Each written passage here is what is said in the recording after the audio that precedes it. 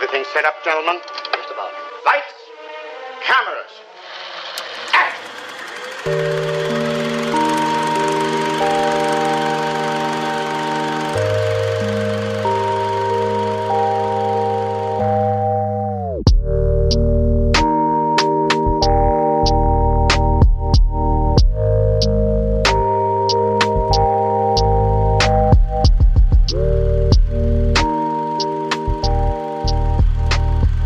Welcome to the 70mm Mindset, a podcast where we talk about films and TV shows, and today we're going to be talking about the movie Black Widow.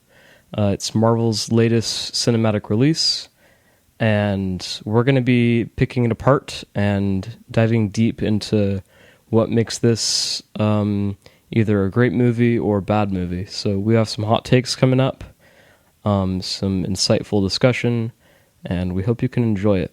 I'm Nathan Mathews, and I'm joined by Nathan Culli. And we each are film enthusiasts. We like to really dive into all the different aspects of films and what make them great. Definitely. Nate, do you want to introduce yourself a little bit? Yeah, so I'm Nathan Culli, as Nathan Mathews said. I think to make it easier, we can refer to myself as Nate and Nathan Mathews as Nathan, so that clears things up a little bit. But I basically have been into film since about the beginning of 2020. There was this one class we did in a winterim class where we dove into all the hidden meanings, all the thematic relevance, all the cinematic breakdowns of film, and ever since that class, I've found a lot of joy and just interest in exploring film, analyzing it, finding the quality ones, finding ones that are really effective, finding the ones that may not be so effective, may be poorly written, and so I've just been getting more and more into it as time goes on. What's your experience with film? I started really diving into film through the cinematography side of things.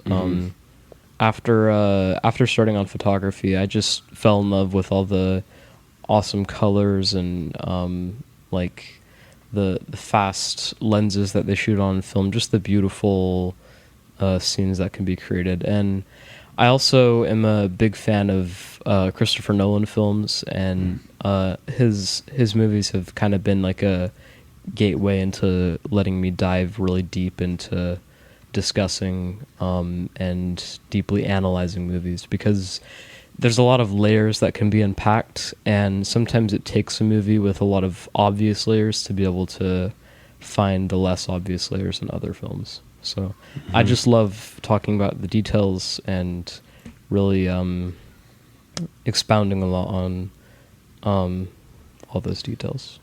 For sure. And so what's your experience with Black Widow, and maybe just as the MCU as a whole, for a little bit of context before we delve in? So I'll start with my thoughts on the MCU. So for those not aware, the MCU is basically a collection of, I think, almost 26 movies now that are related to Marvel superheroes, Marvel comics, and they're all linked together. That's what, as a selling point of the MCU, is that all the movies are interconnected. And I think I've seen every MCU movie, with the exception of like that first Hulk movie, which I'm not sure really even counts because they changed actors and they don't completely follow the same storyline. But I've seen almost every single one, and some of them multiple times, so I think I have a lot to add to this huge cinematic universe. With Black Widow, I've seen it once in theaters about a week after it came out, and I feel like it was on the weaker side of the Marvel Cinematic Universe. It felt like they made it because they had to, and not really because they had a story that they wanted to tell. That's my general consensus on it. Yeah, I've been seeing that sentiment a lot. Like, this movie should have been made 5 years ago, and it could have come out at any time. There was no reason for it to come out at the current time. And, well, since I haven't watched much of the MCU, so I don't really have much of a perspective on that, but that's interesting to talk about for people who are really invested into the MCU. As for me with the MCU, I think I've seen both Ant-Man movies, the 2 Tom Holland Spider-Man movies, and just tidbits of other like Avengers movies. I'm not invested in the universe really at all. I just went to see Black Widow with my family when they went to see it in theaters, probably a week or two after it released. So it's been a couple weeks, and I've been doing a lot of research, looking at some commentary on it, and taking some notes for this discussion, and I think it's going to be a good one. Mm-hmm. Yeah, so with Black Widow, I believe that it doesn't need as much MCU context as a lot of other Marvel movies do. Like, there's the occasional reference, like if we hear them talking about like Hawkeye, Black Widow and her experience with it was some city in the Middle East. I think it was like, you and I remember this, Istanbul or somewhere. We remember it very differently, and I think that was it was referenced in previous Marvel movies, and they actually really dove into that time. But that's really the only thing really tying it into the greater MCU. So it works as a standalone movie, a lot better than a lot of other Marvel movies. But if anything, I think that gives Nate, for example, a better like perspective on it, you could say.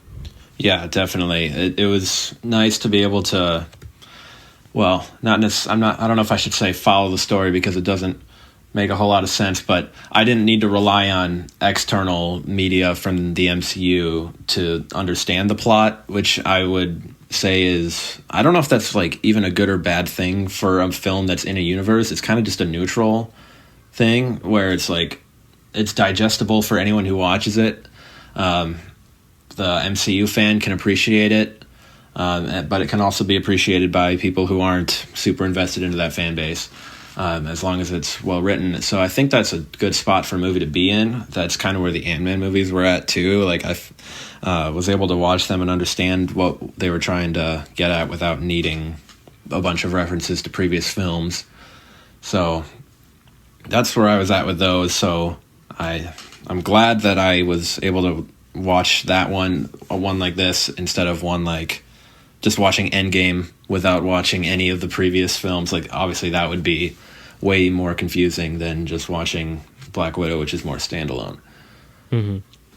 Yeah, definitely those big ensemble movies, a lot of their enjoyment is reliant upon knowing these characters. Like, if just to talk about Infinity War, for example, this isn't really a spoiler, so I don't feel bad about saying it, but in that movie, a lot of characters from like different planets even come together, and we see their interactions. And if we were to just judge these characters based on how they act with these new other characters, then we wouldn't really have a good grasp on who these characters actually are. So a lot of those movies are reliant on past films, solo films, and like movies like Guardians of the Galaxy to really explain who these characters are. They don't have a lot of exposition in these movies. I think that's really good.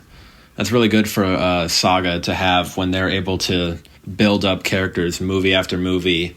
That's really impressive, typically, when they're able to plan out arcs across maybe 5+ films. That's a sign of like really, really good planning, really good writing, and that's kind of where you can't really say a movie is good or bad for needing to have watched previous movies or read previous media to understand it, because sometimes they're like inherently connected and you'll have to like that's just expected when you're going into this movie, but that's not the case with Black Widow, thankfully. And yeah, that made it really digestible for me in that aspect, at least. Mm-hmm. Yeah, with Black Widow, the only MCU knowledge of our backstory that we had was when she's talking for about 45 seconds explaining her story to Loki in the first Avengers movie. She's saying how she used to like work for this like assassin organization. Oh, okay. And how she eventually converted over to SHIELD, and how she's changed and doesn't do those things anymore. That's really the only previous knowledge we've had of her backstory. So this movie was a real it built on Black Widow's character, but it wasn't dependent on our previous knowledge of Black Widow. Mm-hmm. Okay, that's good. Yeah. Well, should we start diving into the film itself? I think we should. So should we start with the positives and then slowly work into the more drawback side of things? Yeah, I like the idea of that. Yeah. Okay. So there's a couple things in here that I thought were good. I thought the humor was actually above the level of a lot of other Marvel movies, which is saying something. Even if it wasn't like tonally correct in every scenario, like David Harbour especially, he just had really good comedic timing, I think, with a lot of things, and it was just well written in the dialogue aspect. And I think that's going to be a spot where we disagree a lot, because the humor is one of my biggest issues with this movie. Yeah. There are a lot of them. It's kind of unfortunate because I like a lot of them in isolation, if that makes sense. But when you put them in the context of this whole movie, that's kind of where they, as you said, like there's a whole bunch of tonal clash here. And so the only comedic moments that I can even remember laughing at are when they're also spoilers for Black Widow, by the way. We're going to be, obviously, when they're in the car discussing how Yelena really likes the new jacket that she bought. That both of the scenes where they're talking about the jacket, yeah. I really liked the Florence Pugh's delivery. Her delivery was probably the best in terms of comedy for me, because I was always just incredibly frustrated with David Harbour's character, because they just made him a complete idiot most of the time, who was naive and didn't read the room at all, and he was just infuriating. But Yelena was at least likable, and while she cracked some jokes that I didn't think were totally in character, I can still appreciate them in isolation, I guess. And yeah, so it's just the humor, when put in the framework of the whole movie, doesn't work well, but when it's in isolation, it's funny and enjoyable. So like watching humor compilations from this movie, I can get enjoyment out of that at least. Yeah. I think you're taking it from a bit of an outsider's perspective, because almost all the Marvel movies are like this. I have heard that, Even when something serious is happening, like a lot of characters, like some characters are just very sarcastic in nature, like Tony Stark and Stephen Strange, for example. They're just very sarcastic people, and that's just a part of their character. And I think with David Harbour, that is a part of his character. He's just kind of that constantly a little bit. He's not too serious with things, and I think that this movie, it doesn't do it as well as a lot of other Marvel films. Like Guardians of the Galaxy is very self-aware in how it's humorous. For example, like Black Widow just felt a little tonally confused. Definitely. It tried to be two things at once. It tried to be a serious, like, sci-fi action, and it didn't have a lot of those more upbeat things as the other funnier Marvel movies did, but it tried to slip in that humor as well, which just didn't work out as well as it could have. Yeah, that's one of the most missed opportunities, I think, of this movie. It's dealing with some really, really dark subject matter, like women getting brainwashed into doing whatever this one person wants and having no realization that they're not a normal person at all. Like, that's really, really dark, and there's a lot of ways you could go about exploring that. But the movie just takes they just divert into comedy so many times when discussing that, and like the very serious family dynamic that's been breaking apart, and they're trying to heal it. Like, all of that is really engaging stuff that could be pretty dark, and you can really get invested in the storyline when it's based on that. And unfortunately, the comedy just rips that investment away so often. And that's actually takes me into one of my favorite things about the movie, though, the opening credits. I would wonder what you thought of those. To remind me of the opening credits, I remember it was a cover of Smells Like Teen Spirit and some black and white footage of something. What was the black and white footage showing?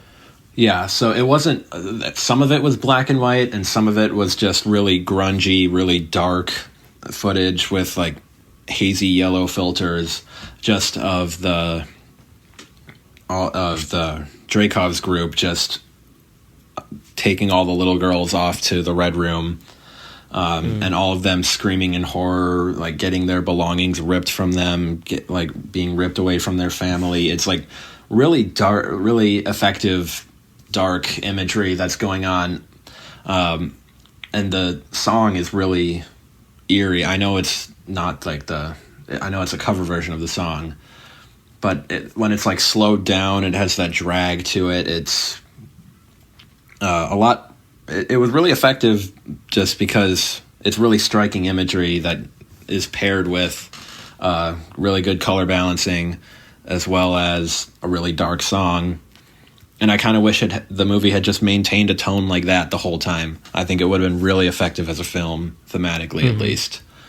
Yeah, I think this is going to sound a little bit weird out of the gate, but Jojo Rabbit is a good example of a movie that knows what it's doing tonally and commits to something. Because Jojo Rabbit, it's a satirical film about Nazis, and instead of taking itself like super seriously and being very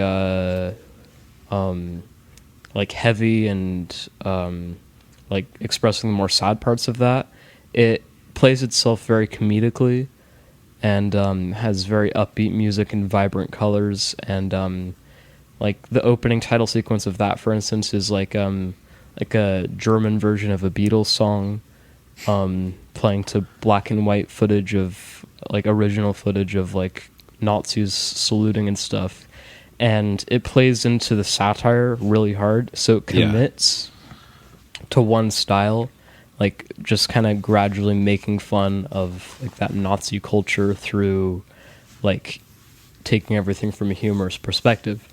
Black Widow does the opposite of that by attempting to play like a like into that darker side, like you were saying, but trying to throw humor into it. You have to commit one way or the other, or find a balance that doesn't clash, I think. It kind of wants to have its cake and eat it too. You can't really have the comedy mixed with the dark subject matter, especially when they're so close together. Like, there can be dark movies with comedy, totally. There's definitely ways to execute that effectively. It's just that Black Widow puts them so close together, like seconds apart sometimes. The main one that sticks out to me with that is Yelena is accusing Natasha of like abandoning her and just a bunch of other heavy things. A few seconds later, she's making fun of her for posing when she fights. And once again, that joke is funny in isolation, but like, I don't think this character is very invested if they're diverting from the topic to make a joke. Like, if the character isn't even showing investment, it's really hard for me to be invested in it. And that's like the main issue with situational comedy, I'd say. Mm-hmm. Yeah, on that note, with the posing thing, with Black Widow posing whenever she like jumps or does something, I actually appreciated that comment because it got very meta. And I like movies that are a little bit self-conscious and break the fourth wall a little bit. It just it shows that the writers are comfortable, at least in some aspects of what they're doing. If they're comfortable acknowledging that what they're doing is a story, it's a work of fiction, and breaking the fourth wall a little bit, and is a little self-conscious of kind of the tropes and how weird it is and points like that's a sign of confident writing. And I'm sure you'd agree that a lot of the rest of the movie isn't well written in aspects, but just acknowledging that there's an audience watching and a camera and breaking the fourth wall is just something that I find generally interesting and very what's the word for it? Just adds a bit to the movie and something to think about.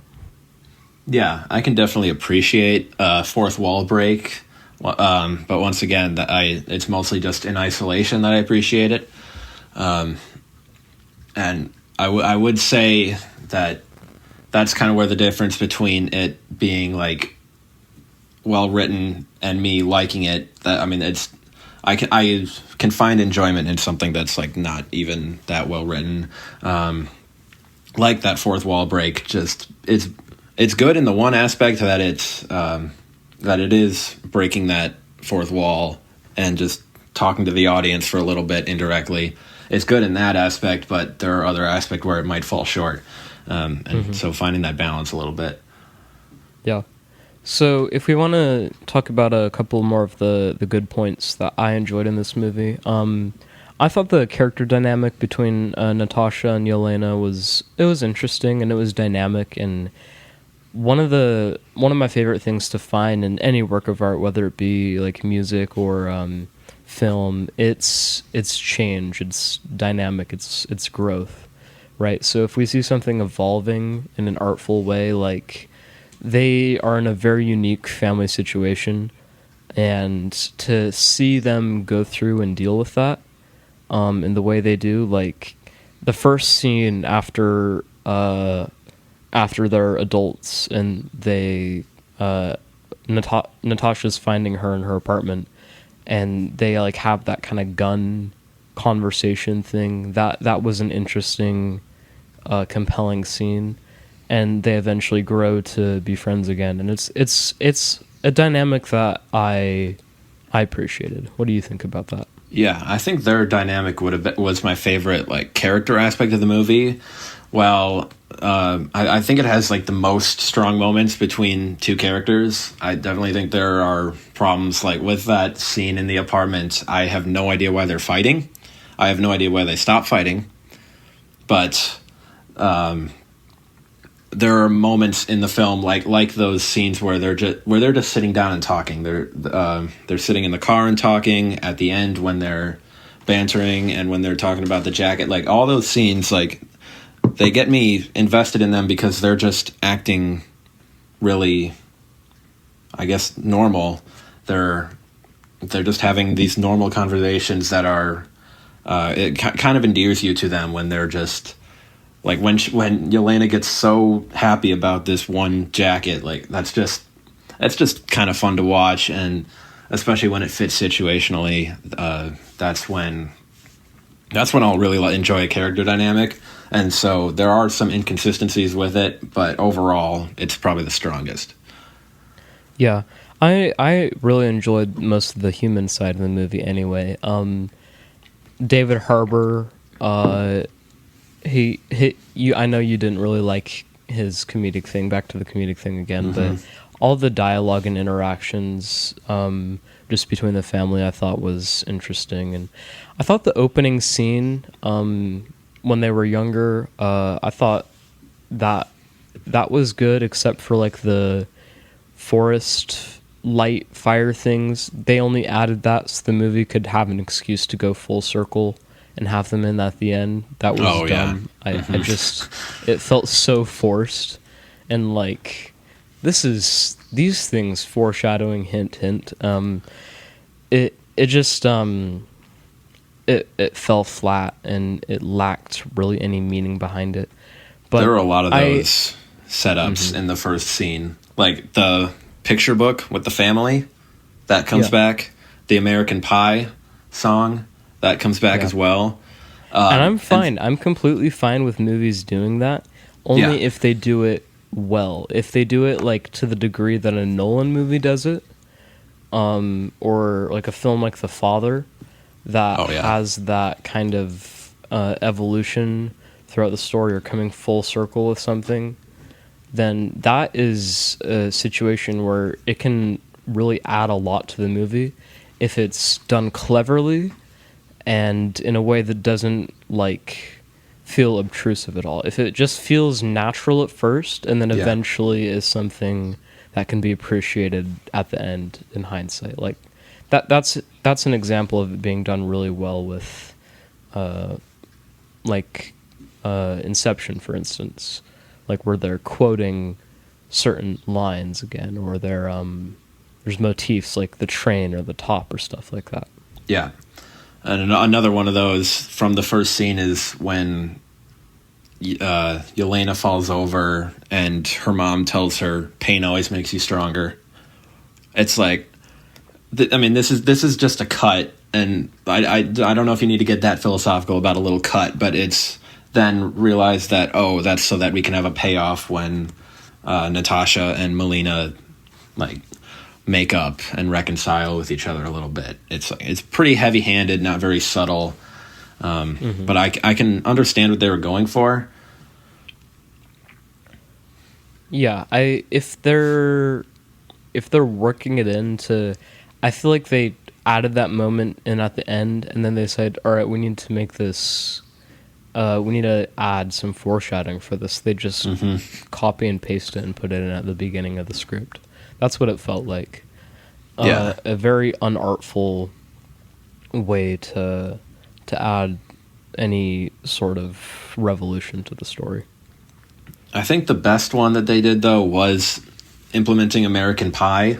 I think that actually fits narratively because the parents don't want Yelena and Natasha to like realize like how grim what's actually happening in this, like where they're going in this car ride in the opening scene. They don't want them to know how grim it actually is, and Natasha's catching on a little bit, but Yelena is still pretty oblivious, and so they put on her favorite song, and then that song plays over shots of Yelena looking longingly at the neighborhood kids just playing and having a normal time, and just wishing for that when we know when we find out what's going to be happening to her. We think back to her just listening to her favorite song, seeing neighborhood kids playing, and that really makes it pretty tragic. I don't think the way that they call back to it is good, but just in the moment, playing American Pie in that scene was actually pretty effective, I'd say. Mm-hmm. I think American Pie is also just a good song choice for that. It literally has the word American in the title, and that's kind of what they're kind of longing for, to kind of just be that suburban normal family, like in America, right? So that's a good song choice as well. Yeah. If we want to start kind of trickling into the more negative sides of the movie, one thing that I didn't like was the pacing of the plot. The way that Natasha isn't taking the lead until well into the movie is a little bit disappointing. Like, she doesn't join in the story until there's any personal motivation at all. It's just her going along with the motions. Like, I hate to always bring up the same director, but Nolan, in Tenet, it's basically like there's that first scene where the protagonist is going along with the motions, and about like 15 minutes in, the protagonist is already in a position of making large decisions and being a driving force in the movie, just enough to get a protagonist into the world, into the plot, then cutting the reins and letting them just take control of the story. That's what's ideal for me.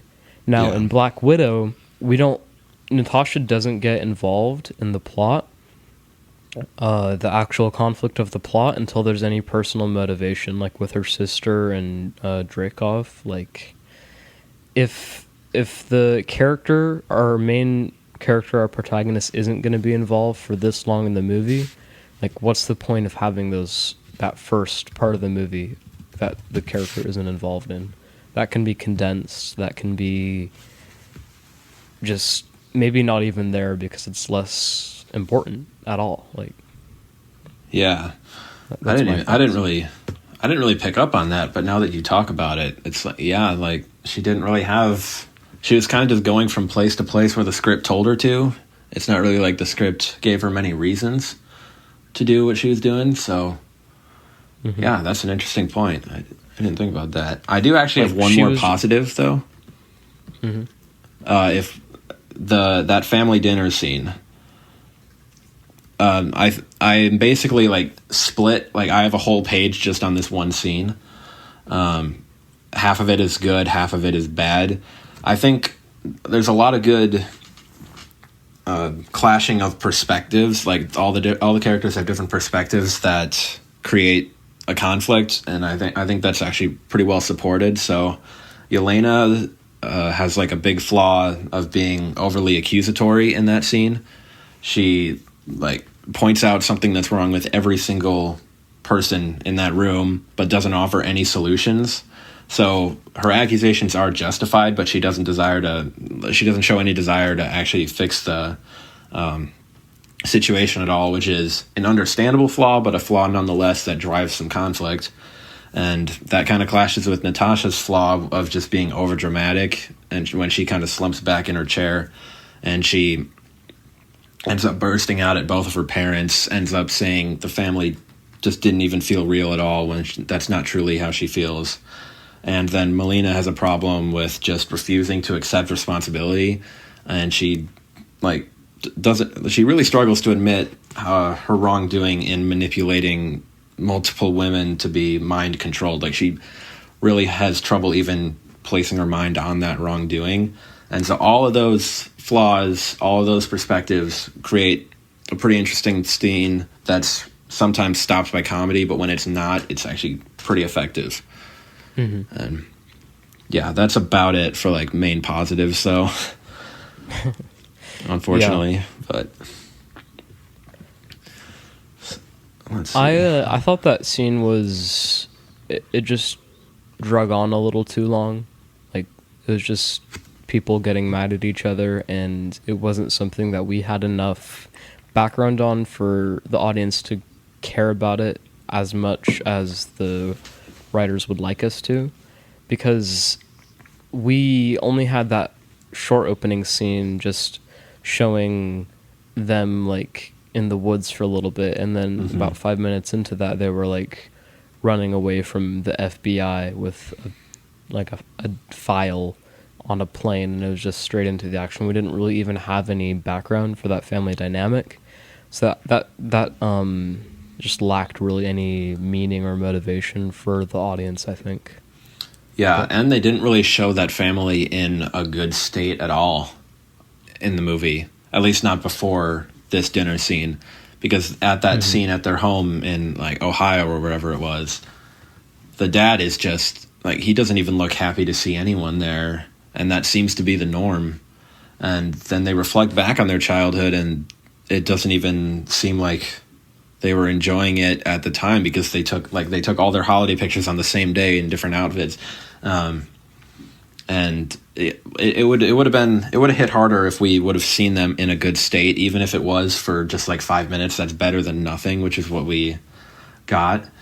The only thing I really could take away positively from that is just their perspectives in the moment, not that it's really supported by anything that the movie has set up. Yeah. An issue that I had with a mechanic in the universe is a similar issue I had with Wonder Woman 1984, where they would conveniently introduce some sci-fi or like fantasy mechanic about 20 minutes before it would become extremely relevant to the plot. Their mother, I don't remember her name, but she was Melina. Melina, and then Yeah. Yelena is the daughter. Yelena, yeah. Yelena, Melina. Yeah, so Melina, her mind control thing with the pig, like that conveniently comes in a little bit before the climax. Like it feels forced. Have you seen Wonder Woman 1984? I have not. I've heard it's terrible, so I've kind of just not seen it. That might be a fun movie to just bash on one day, but in that movie, it feels like the writers wrote themselves into a hole, so they just invented a new mechanic to dig themselves out of it, and I could see right through it. That happens several times in the film where they just add new capabilities that the characters have to save the plot. And maybe if it was introduced in a natural way earlier in the film, it would have been a little bit less awkward and forced, but it wasn't. It was conveniently introduced just before it was necessary. Mm-hmm. So stuff that you can see through. If I can tell like a writing process for some mechanic in a film, then it's probably not a very good process because I saw right through it, right? If you can see through the writing, and if something feels like it's part of a pre-written story, then you're losing out on a lot of immersion there, and that's just not ideal, obviously. Yeah, there are a lot of moments where the script just exposes itself, like, oh, I can tell you did that just to set something else up. I can tell you did that just so that this character is conveniently able to do something else. Like, and those are the moments that like really break the immersion and really throw off any investment that I have. I know that's subjective. Like some other people may not notice those, but when you're a little more film oriented and more of a film nerd like we are, that's gonna stick out to you. Mm-hmm. What do you think of the action and tension in this film? Oh, yeah. So action, I think, is pretty subpar at best. There's little... I feel like no tension for any of these characters because there is so much plot armor for Black Widow and Yelena. Like, that's kind of an issue with when you're doing a movie where we already know what happens with a character in the future. Like, well, obviously they live because they're in like another 5 movies after this. Like, it's an issue with these big sagas. That's just one of those issues. Like, obviously characters have died in these sagas, but there's still a lot of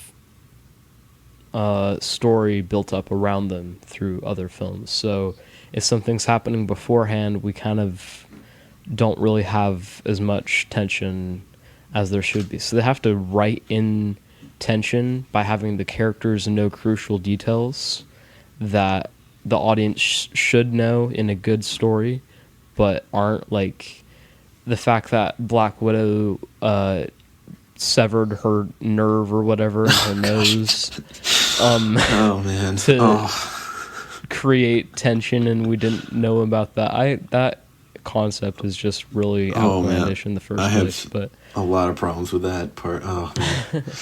But their entire plan before infiltrating the place in the sky, they make this entire plan up before they get like arrested or whatever, and we don't see that plan happen, and the only tension there is created by crucial details not being shared with the audience there. Yeah, that's about it. That is one question I actually wrote down, like, for exploration. Would it be more or less tense if the audience knew the hero's plan in the third act? I think knowing the plan It would have been a lot less tense. Well, if they knew the plan, then they could have added tension in other ways, like making it a more difficult feat that they have to accomplish. That would have been interesting, but they're just going to have this plan that works just fine from the start, and they go through the motions. That wouldn't have been interesting if we had known it. But once it's revealed that they had this plan the whole time, like, it just makes you feel like an idiot when you're watching it, because you're like, oh, well, how was I supposed to figure this out? Like, well, yeah, because I do think that there are some moments that could have been more intense if we had known, that Black Widow was that, like, did that face mask of Melina's face. If we had known that she was doing that beforehand, it could have been intense in that room to have as the audience asking, will she be able to cover up the secret? Will she be able to fool Dreykov into it? And instead what we get is just, they don't tell us the plan, and then Dreykov somehow knows it because he looked into her eyes or something. And it's that's a good way to put it, because he looked into her eyes or something. That's like, I think that's what he said. Like, yeah, like that's just the perfect way to, like, put that they had no plan. And I'm sure this movie had some crazy production hell when it came to just the entire process of making this movie, because nothing feels cohesive throughout the entire writing process. And I bet they had like a couple writers kind of shuffle through it, and no one agreed on anything. So that's why it feels like a jumbled mess when you're watching it. But yeah, I think I saw that some of the writers had very little experience in like Marvel or just script writing in general. I don't know for sure, but I can. It feels like Kathleen Kennedy in the whole Lucasfilm thing. The sequel. I don't know if it's that bad as the sequel trilogy, but it's getting there. My opinion on the action is that, like, there was some like creative new ideas. Like, I thought the snow prison and the helicopter, that was an interesting idea. I'm not sure if it was executed perfectly, but it was a interesting sequence to watch that I enjoyed, even if there were a couple flaws with it. What do you think of that whole helicopter rescue scene? Yeah, I think that scene's a disaster. Yeah, I find it very hard to believe that Alexei, after rotting in prison for years, if not decades, is able to outrun dozens of guards and hundreds of prisoners. And there is actually one editing moment where he's just surrounded by a crowd of prisoners and guards. The next shot, he's just at the other end of the crowd. And that's more of the plot armor. And then there are moments where Natasha is, as soon as she lands on the railing, the guards stare at her for like 5 seconds with guns and don't shoot. And the helicopter just happens to not be shot in any fatal area. It takes like 9 hits, but 2 go past Yelena, and then 7 hit right around the window. Nothing. It's just really convenient for all these, all of our heroes. The whole stormtrooper aim thing is excusable in these kinds of movies, because, like, if they're just not getting shot at, I mean, like, what are they gonna do to make this a riveting action scene, right? I think the whole, like, I'm not sure if this is an actual term that people use a lot, but just stormtrooper accuracy, like, just the whole joke that they don't hit anything. Yeah. Like, that is sometimes necessary, and that's why I defend that. But yeah, to a degree. I mean, I wouldn't say it's good when the stormtroopers are bad, even though, like, because there are moments, I think at the beginning of episode 4, the stormtroopers are pretty good, and at the beginning of episode 5 they're pretty good, and then they're like a joke in episode 6. And I would consider it a flaw whenever the enemy isn't threatening. That's another flaw with actually the Mandalorian too. The stormtroopers are an actual joke, but so I basically consider it bad because the stakes are really low when an enemy is so incompetent. And the thing with the helicopter is a little more excusable than the first two, where they just escape because of characters not doing something. The helicopter, it's a pretty far distance, so I can understand that one a little bit more, plot armor wise at least. Yeah.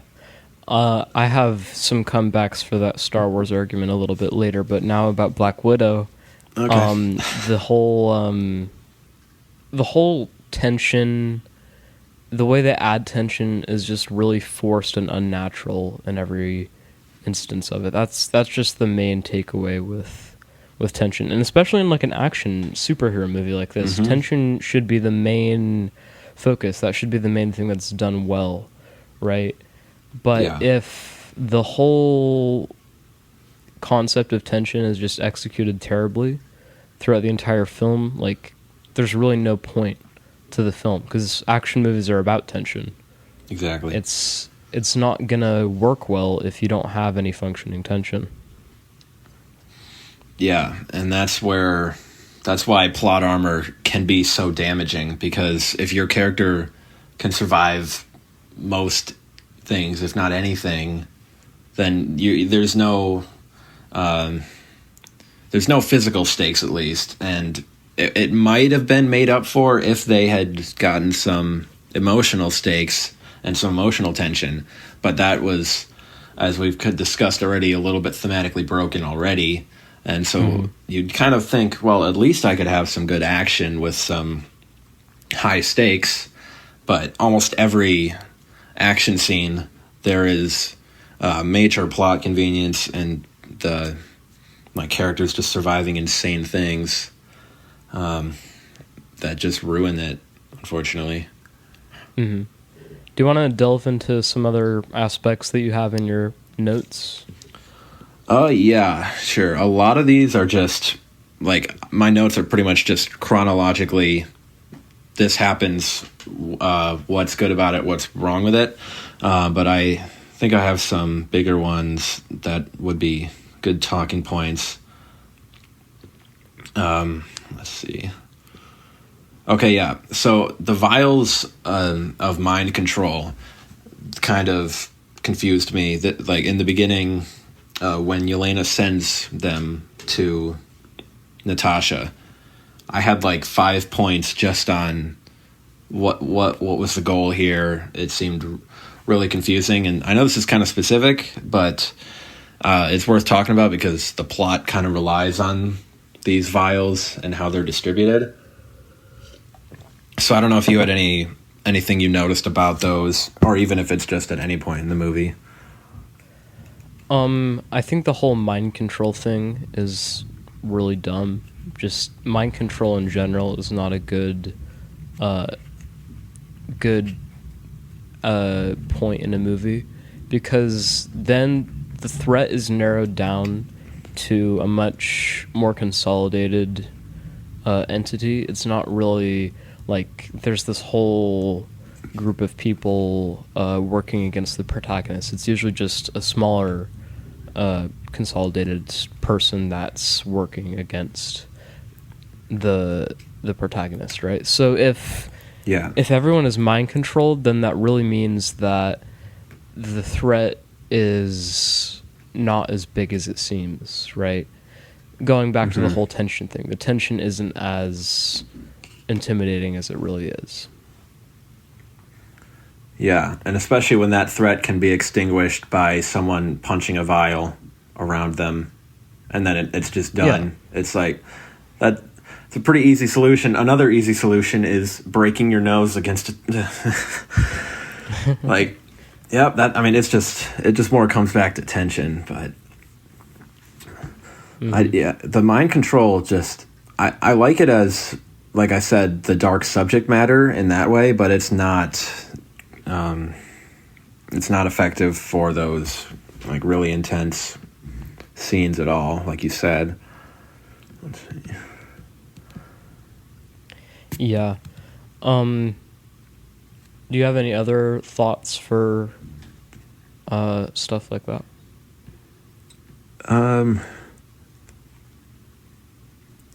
Okay, so I have a lot of notes about the one scene where Alexei and Yelena are in the room at the house together, where it's just the two of them. That's after like the whole family dinner scene that goes pretty poorly. Mm-hmm. This was one of the main moments where it wasn't even necessarily the comedy that broke it. It was just way too fast of a resolution, I guess.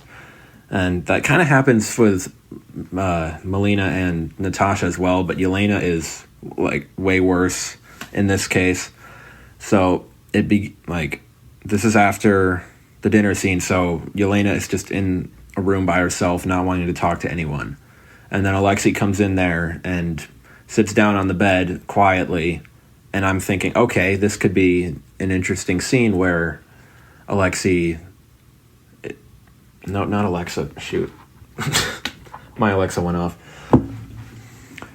Alexei could have just sat next to her and sat there quietly because she said she didn't want to talk. And then he could have started bringing up some way to apologize to her after what he did to her. But instead, he just chooses to talk about a story of his dad peeing on him while ice fishing. And it's that's what I mean about him being naive. It's so frustrating how tone deaf he is. And then and then that just makes Yelena really upset, as it would, someone completely ignoring the actual issue and just going into a random story about their dad that they think will be funny. So up to there, I like that Yelena kept that stone cold reaction. But then Alexei just starts singing American Pie. And this is that callback to the opening scene. And I like it in concept as long as more work was done before he starts singing. But he just sings American Pie, and then they both start singing together, and then they seem to have reconciled without addressing any of the issues that actually were going on between them. And that's really frustrating because that's just pure manipulation from Alexei. He's refusing to even talk about any of his wrongdoings, and he's just tugging at Yelena's feelings, trying to get her on his side, and she just accepts it because the script needs her to be on the same side as him for the third act. And that's where I'm talking about, like, the script really exposes itself. It's really frustrating because that is, like, I cannot imagine someone who does something terrible to me and then just uses something I have an emotional connection to try and win me back without actually talking anything out. That's like really, really poor characterization and extremely rushed reconciliation so that they can be on the same team in the third act.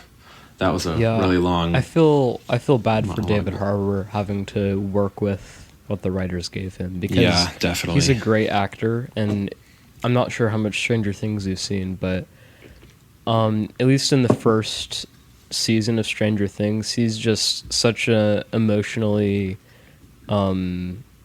in-tune actor. He's really good at playing into emotional stuff and having a good sense of what a character should be feeling.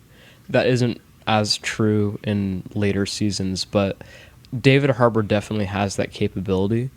But so they could have done that if the script was suited for what he could have done, because I know David Harbour could have had that real emotional reconciliation scene if the writers gave it to him, but sometimes it just doesn't work out with a great actor not being able to perform great dialogue.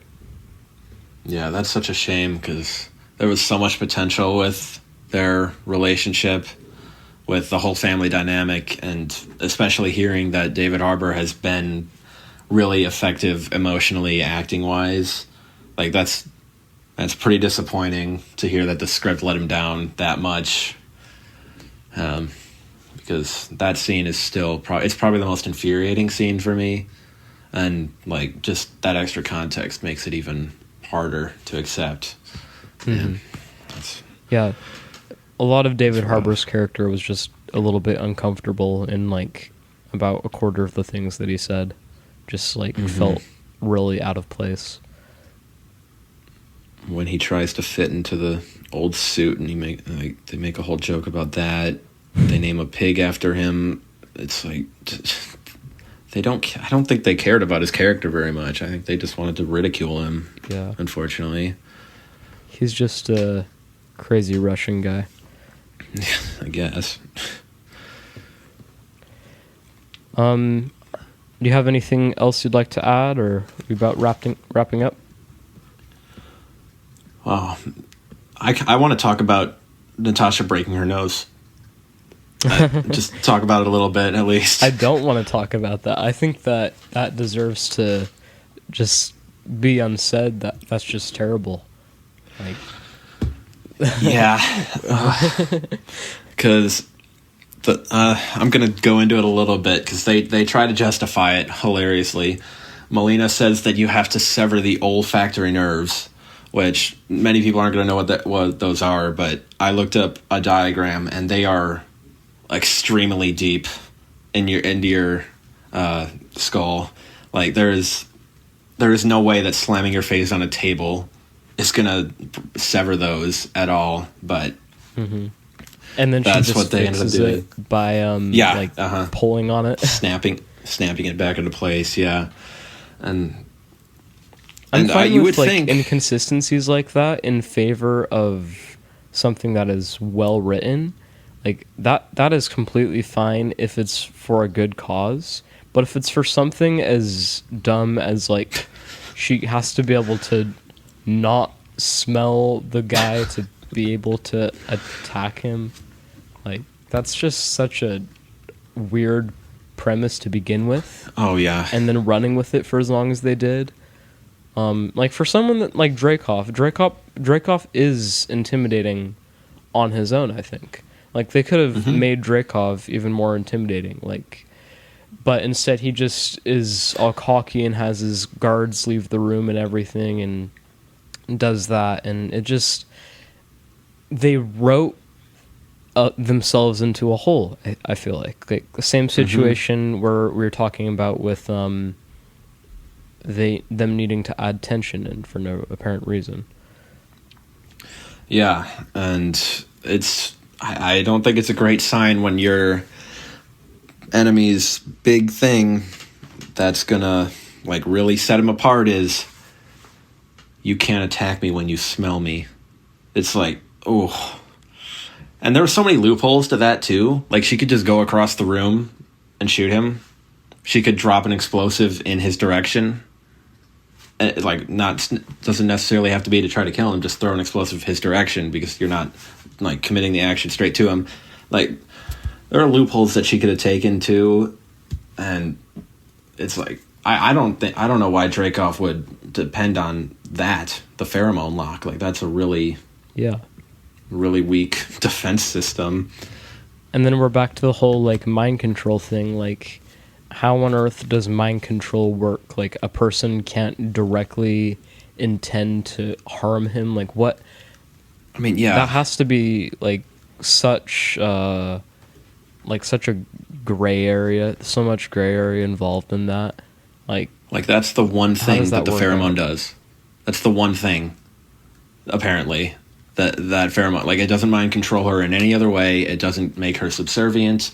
No, it literally only prevents her from being able to kill him and nothing else. It's so contrived, and that's the script exposing itself once again. It's honestly like I laughed when that happened in the theater.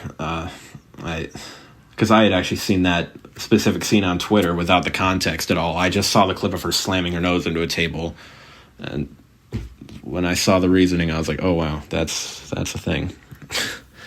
Yep.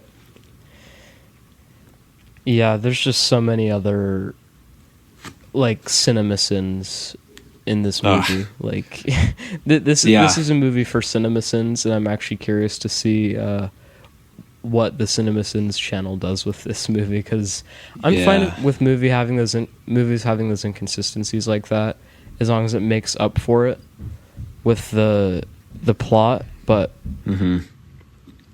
this movie is kind of death by a thousand cuts. There are just so many just small issues that I don't necessarily know. I don't necessarily just want to list off issue after issue, because that's just kind of boring to listen to. At least for me, I think it would be. But when the movie just has those small issues after small issues, it's like they may be small issues in isolation, but they all culminate to form a film that's pretty broken overall. Yeah. All right. Should we do about scores?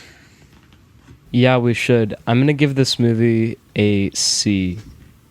I just think that it has potential, and there are a couple enjoyable parts, but it's got some tone deafness and some inconsistencies that just don't add up. What about you? Yeah, I initially gave it a D+, and I am sticking with that after all the research that I did and finding even more issues with it, and after this discussion, exposing a little bit more even that I hadn't thought of. I'm going to stick with D+ objectively, and I don't know if you have a different subjective score. I guess my subjective score would be like a C- because of some of Florence Pugh's delivery, but that's about it. My objective and subjective scores are the same. Okay. Yep. Well, should we talk a little bit about what we do personally if people want to check us out? Yeah. So Nate does some awesome Hollywood-style trailer edits for really lots of movies and shows, and he just is really good at video editing and making things look epic. And you play pool, so that's cool. I do have a couple pool videos, yeah. Yep. And Nathan runs an awesome photography account. He just posted a picture of the Milky Way, which was that was really cool. I seeing that, especially like that you were able to grab that. Were you still in California with that? No, I took that on very northern Arizona. It's called the Arizona Strip, the part of Arizona that no one lives in, north of the Grand Canyon. Yeah, nice. Yep. And then I also run a little Instagram account called Sentence Film Reviews, where I just review a movie in one sentence and hope to start a discussion in the comment section, which has worked every now and then. So if you're interested, check that out. And we also run a podcast with Nic Ansuini, who is from the Telosa Tech podcast. It's the Nic and the Nathans show, and we're hopefully going to be recording some new episodes soon once Nic is satisfied with all that he's gotten at Starbase and has more time. But anyway, that's about it for now, if you have anything else. Yeah, I also have some music. I'm a musician and music producer. For sure. I have my project, Torch Decade, has an album out. You can stream that anywhere, and I'm working on some music under my own name currently that should be out in the near future. Eye emoji. Awesome. Nice. Sounds great. All right. You can find me at Nathan Mathews Photo on Instagram, Sentence Film Reviews on Instagram for Nate, and Nathan Culli Edits on YouTube. And be sure to check out our podcast, Nic and the Nathans. Yeah, we'll link everything in the notes. Okay. We hope you've enjoyed this episode of the 70mm Mindset. We're going to be doing lots of episodes in the future. We hope to be able to cover lots of great movies and shows. Sounds like we have some hot takes for The Mandalorian and Knives Out. Oh yeah. And Oh, yeah. it'd be great to just talk about some of our favorite movies too. So For sure. we don't just bash bad movies. We also like to rave about good movies too. So Yeah, and when we're talking about bad movies, I like to think that when you're able to analyze what makes a film bad, you're also able to appreciate what makes a great film a great film. What is so amazing about it, and that really makes you appreciate film as a whole. So I think talking about both is great, and yeah, we look forward to seeing you in the next episode. Yep. All right. See ya. See ya. Bye.